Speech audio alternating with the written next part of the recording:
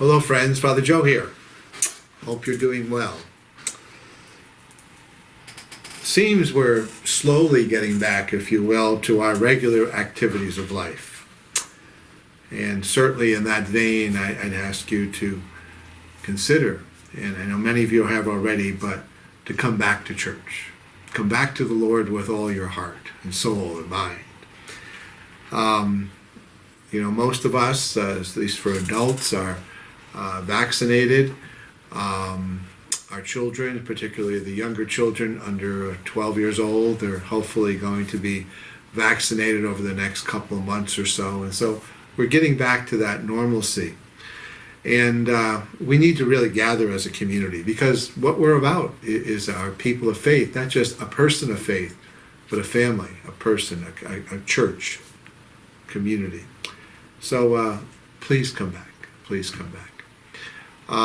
Certainly, as we continue to maybe deal with some illness, we're homebound, whatever, we'll continue to have the 10:30 Sunday Mass live streamed.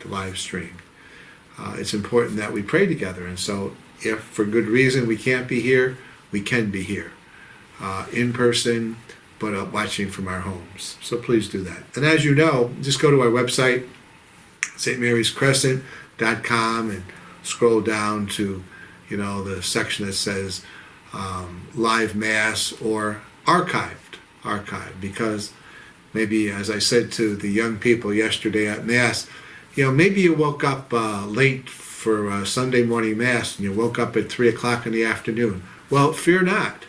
You can go to your computer, flip on our website, go to Archive Mass, be the top one. That's the Mass of the weekend that you slept through, okay, or missed for whatever good reason. It's November, soon to be followed by December, the end of the year. But the parish life continues. I mean, there's things that go on. Today, as we're recording this, is the Feast of All Saints. Really, the saints, not just of the past, but the holy men and women of the present and of the future. And we are one of them, hopefully. Tomorrow, the 2nd of November, we remember all our faithful departed. Not just the people who maybe died in the past year, but really anyone and everyone who is in that long procession that we call the Communion of Saints, that we recall from our personal lives or others. Faith formation and sacrament preparation for our younger people has begun in our parish, and some of it, the younger grades right now, are still having it through Zoom. The older students are in person. But if your child or children are not registered for faith formation, let's do that. You just have to call Rachel. Do it today. Don't put it off till tomorrow. Don't put it off. Our children need to know their faith. They need to know their faith. I mean, these two things about All Saints and All Souls, what are they about? And we need to learn other things about our faith, but just start right there. We have in our parish adults who are interested in becoming Catholic, and we have a process for that. It's called RCIA, and it means the Rite of Christian Initiation of Adults. And there's two types of people that might be in that process, that program. One would be a baptized person from another mainstream religion, because we usually don't rebaptize people, and so they would be called a candidate. But then we have people who are unbaptized. We call them catechumens in this process. And this year we have 2 catechumens who are beginning the process of hopefully celebrating their initiation into the church of baptism, Eucharist, and confirmation come the Easter Vigil.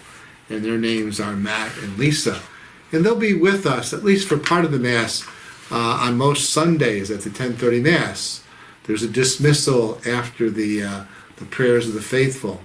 And then they leave along with the deacon to go, talk about maybe something that was said at Mass, to go into some of the literature that we share with them about some of the basics of Roman Catholicism, just to ask questions. But we need to know who they are, and we need also to support them.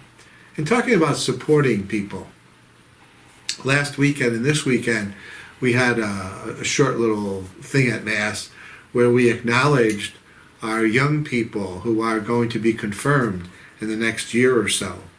And I said it was important that they be there. You know, it's important that we as a community know who they are. Yeah, they might be your child, they might be your grandchild, but beyond that, we need to know who they are. Because they need our prayers, certainly, but they need our support.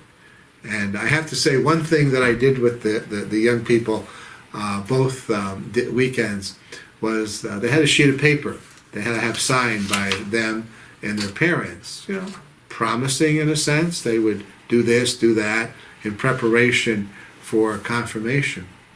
But I had them give it to me personally. And each of them came up at the end of the Mass, you know, I could take my time, and it was really delightful. It was really delightful. You know, the one thing, I know they're good kids, but when you get to talk to them a little bit more, you really see how good they are. And we need to acknowledge that and support them as they go forward, Thanksgiving is part of this month of November, 25th of November. And certainly, even amidst the pandemic, we do have much to be thankful for. And so, you know, we gather with our family, our friends, but hopefully if we can, I know it's a difficult time, but we have a vigil Mass on Wednesday before Thanksgiving at 7 o'clock at night, just to give thanks as a community, to give thanks to God for all these blessings that are ours. So if your schedule allows, consider that. We have a Parish Bulletin, and I have to say we have copies at church, but we also have it online. You can view it in a variety of ways. You can go to our website and click on the thing that says Bulletins.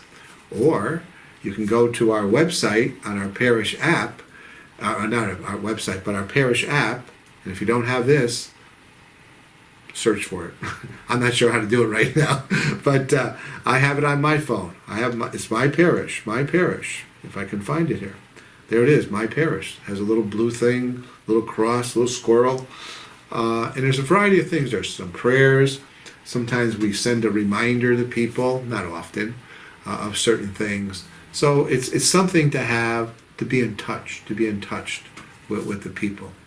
And some people would say, well, Father, you know, you're wasting money with all those bulletins. Well, maybe we are.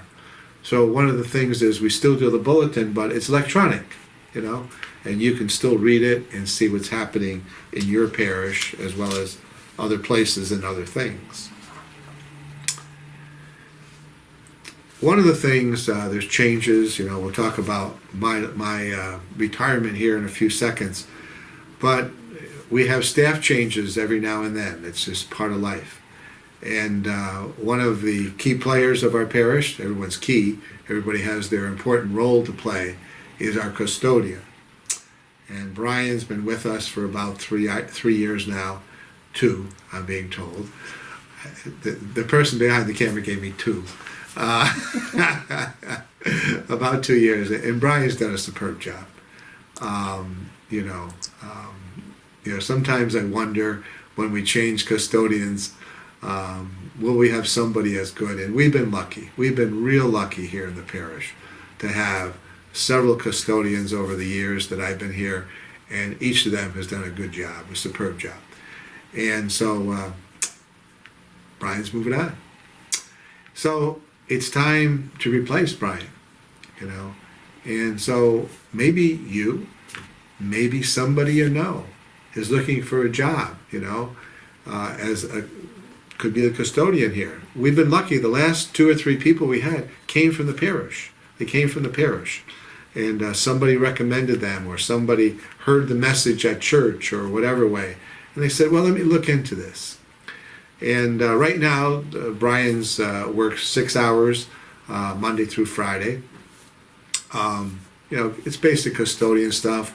During the winter, we although most of the stuff is plowed, We have a little snow removal. We have the plows, the snow blowers for the big snow.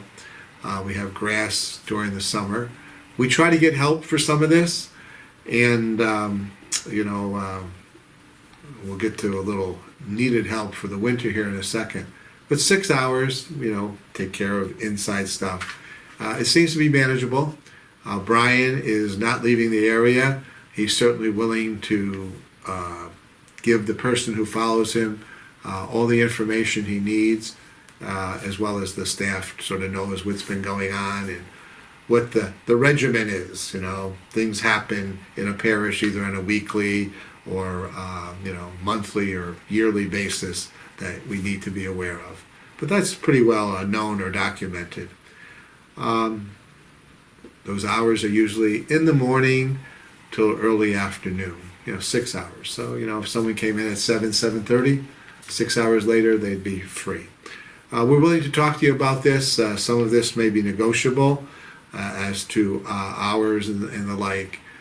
So give Stephanie a call at the office. Give Stephanie a call. Or that friend of yours, give him a little whisper in the ear, says, you need a job. We got one for you. The other thing I alluded to here is snow removal, particularly on the weekends. We have masses Saturday afternoon, and Sunday mornings, and it snows sometimes for those things. And sometimes it's not like God says, well, let the snow come about 12:30 on Sunday. No, God sometimes says it'll be 12:30 in the afternoon someplace, but not in Waterford. It'll be 12:30 in the morning. And by the time you wake up at 6 o'clock, we got 3-4 inches. And so for the safety of people, we need to have that snow removed, hopefully a good part of it, by the beginning of the 8 o'clock Mass. We do have people who plow, as I said, and they're pretty good on their scheduling to make sure we're able to open for those and other situations that arise during the week.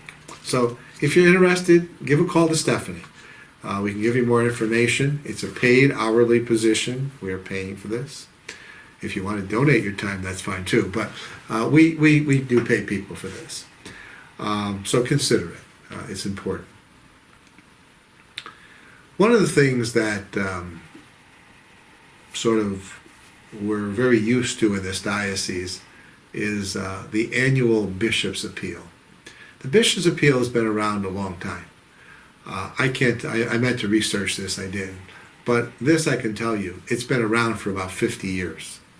For 50 years, the people of this diocese have been helping people in need. They've been helping other parishes in a variety of ways because of the Bishop's Appeal. And there's been some changes. You may have got the letter from me regarding these changes. They're small, but they're significant in the sense that change is difficult sometimes. So they changed the name. So you and I think Bishop's Appeal. Now the diocese thinks Diocesan Appeal. Okay. Same animal, different name. They changed the logo. Who cares? Who cares? They changed the logo. But again, what it does, the good it does, is the same. And so we sent out a mailing to you a little over a week ago. And we were told at the time that the diocese was also simultaneously sending out a letter that would be similar to ours. Well, it seems that didn't happen. Our letter went out, just like we promised, but the diocese had some problem, and that letter seemingly is going out maybe today or tomorrow, who knows. But you should be getting that. But my point for telling you this is that you only have to respond to one of them. Whether you respond to the parish mailing or to the diocesan mailing, please respond to one of them, okay? They're the same ask. But our thing was, the diocese was not sending it out to everybody, and I think that's not right. I think that all of us need to be asked.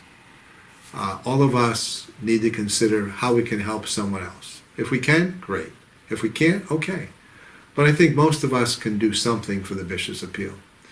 I kiddingly say, well, our parish assessment is $95,000, which we're obliged to come up with.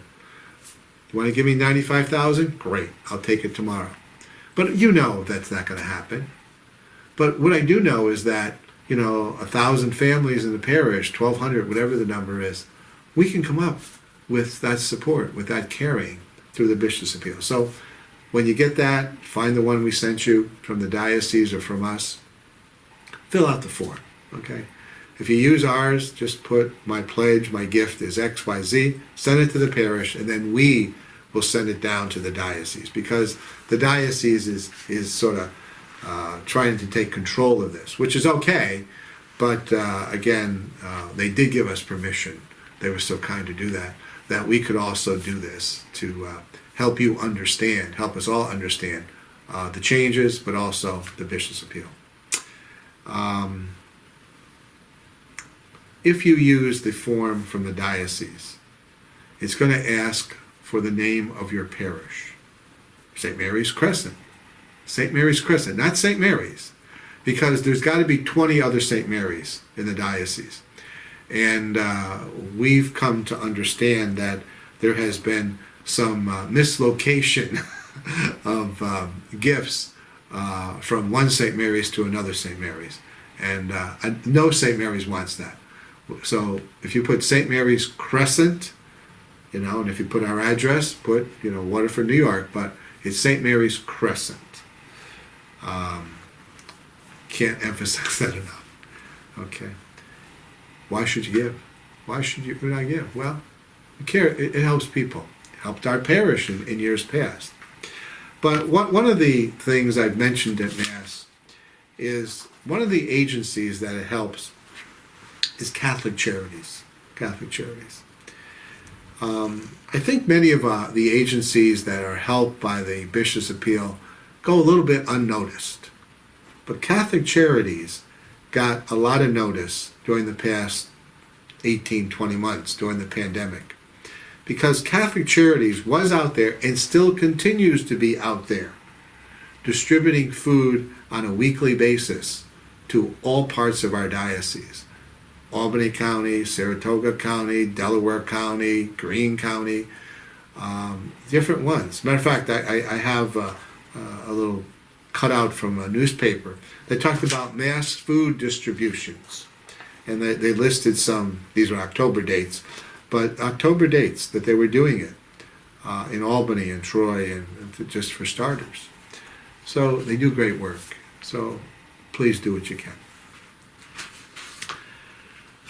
Certainly, when it comes to support, we have our parish.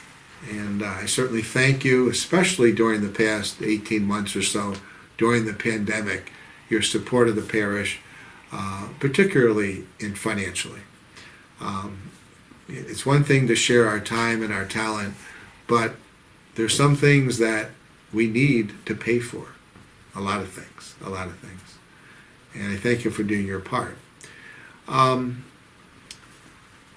But we all have to do this. We have to step up. We have to step up. And many of you are and have, and I appreciate that. But when we're away, sometimes we sort of forget the parish. Your bills are coming in, so are ours. We have salaries, so do you. And we hear in the paper or read on the news, we're trying to pay people a reasonable salary. Well, that goes for the church too. That goes for the church. So, you hear about heating bills going up to whatever degree this winter. It's going to happen in your house. Yeah, I understand. But so it's going to happen here. So please do your part to support the parish weekly. I mean, some people give once a month. They're covering the month. I do. I just write one check. Matter of fact, I do it electronically.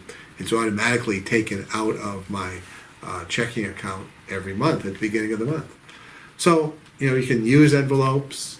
You can give electronically, whatever ways. You just want to write a check and send it in to the parish, that's fine. Do what you can. Do what you can. As I said before, the pastor is retiring. And of course, the big question is, who's going to take your place? No one can take my place. No one can take your place. We don't know the official time or appointment yet. There's a discussion going on as to what's going to happen, but in dealing with the diocese and anybody else and everything else, nothing's official till it's official.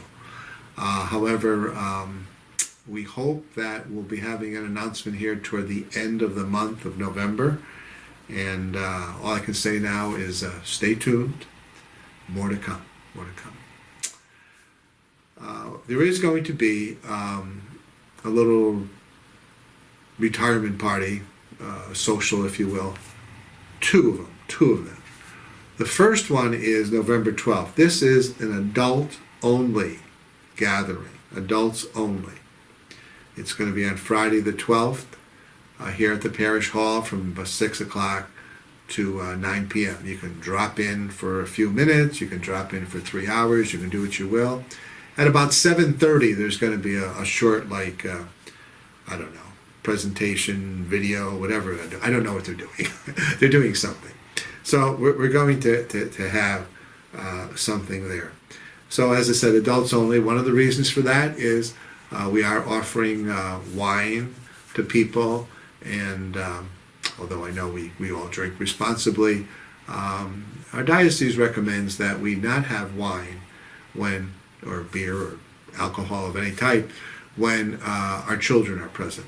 I know that they see us drink at home and everything, but I think in this church situation, this would be adults only. Then in December 11th, 12th weekend, after each of the weekend masses, we're going to have what we call a family-friendly social after Mass for the pastor, for the parish.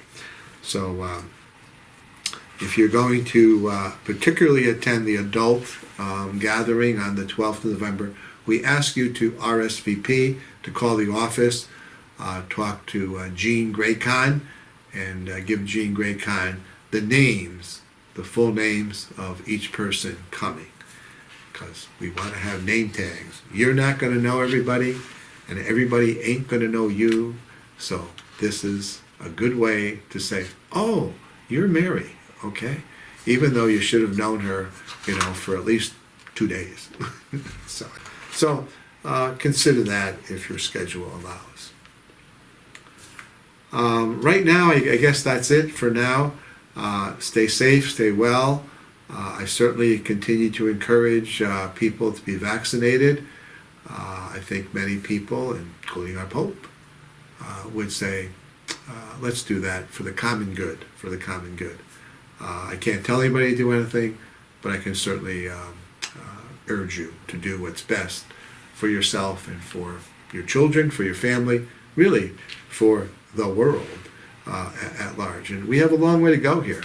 I just got an email this morning from someone in another part of the world where they're maybe at 50%. Here in New York, we're in, I think 86 is the number I heard recently for adults, and that's pretty good. But it just ain't about us here or us here in New York. It's beyond that. And so we pray for the health of our world and the increasing betterment and health of all the people. So again, stay safe, stay well. God bless.